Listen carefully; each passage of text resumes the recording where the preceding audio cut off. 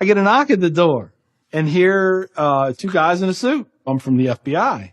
The first thing I have to say is, what took you guys so long? I told them the truth.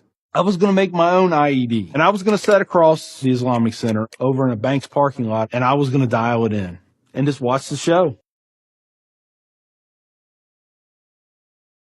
Growing up, I saw a movie, and it was Rambo. Rambo was tough, respected.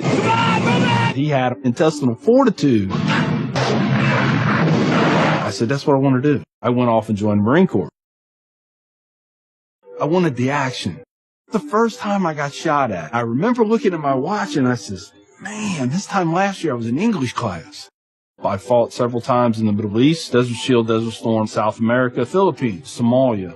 I think the worst things that I have seen is dead children. I had to suck it up. I had to be there for my guys. Each one of those teardrops stands for a confirmed kill. I stopped adding after 26. Where I was taught, Marine Corps, just own it and then let it go. But there comes a time when there's too much of that, and you can't turn it off anymore. I want you to give me a window into your state of mind at that time.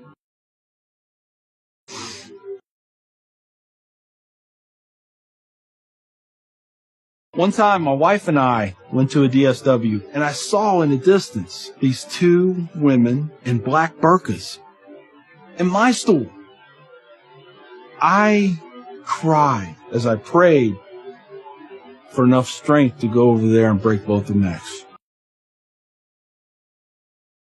I was just angry. I was just full of hate, and it just fed off itself. At that point, I was drinking a half-gallon of vodka every 2 days. I had devised a plan, create my own IED, homemade bomb, and I was going to set it off right outside the Muncie Islamic Center. 200 plus killed or injured. That was the plan. I saw an opportunity to do one last thing for my country. This was my rationale. I knew I would end up in a federal prison with a needle in my arm. I didn't care. My hatred of Islam. It was the only thing that was keeping me alive. So one day my daughter comes home, second grade maybe.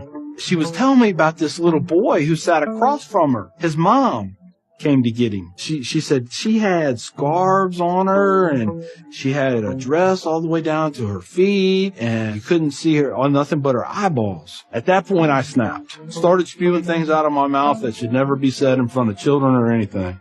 She didn't say anything. It was the look on her face. I remember my daughter looking at me like I was absolutely the craziest person on the face of the earth. She was my little buddy. She used to say we were road dogs.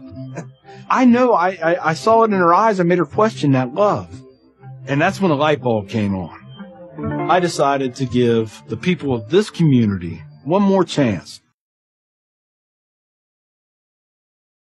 So I went to the Islamic Center, see a gentleman in the shoe room taking off his shoes. He looks at me and he smiles.